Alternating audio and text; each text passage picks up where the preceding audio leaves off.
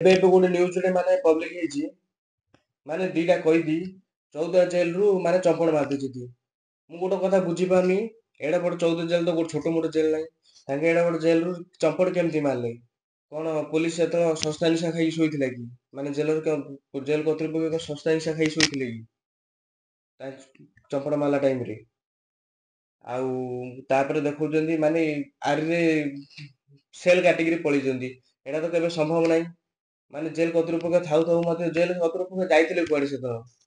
ତାଙ୍କେ କାଟିଲା ସମୟରେ ଜେଲ କର୍ତ୍ତୃପକ୍ଷ ଯାଇଥିଲେ କୁଆଡେ? ତାପରେ ଛାଡା ହେଇଛି ପୁଣି ତାରେ ରାଶି ପ୍ରଦାନ କରାହେଇଛି ଯିଏ ଧରେଇବ ପୁଣି 50,000 ଟଙ୍କା।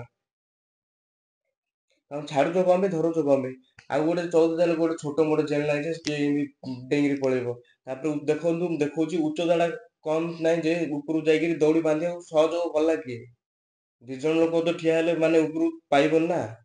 ତ ସିଡି ଆଣିଲେ କେମିତି ଉପରେ ବାନ୍ଧିଲେ କେମିତି? ଭାଇମାନେ ଯଦି ଏ ଦୁଇ ହାଇକୋର୍ଟ ମ୍ୟାମକୁ ଦେଖୁଛନ୍ତି ତାହେଲେ ଦେଇଥିବା ସେ ନମ୍ବରରେ ଆପଣ କଣ୍ଟାକ୍ଟ କରନ୍ତୁ, ହ୍ୟାଣ୍ଡ ଓଭର କରନ୍ତୁ ତାଙ୍କୁ। ରହିଲି, ଜୟ ଜଗନ୍ନାଥ।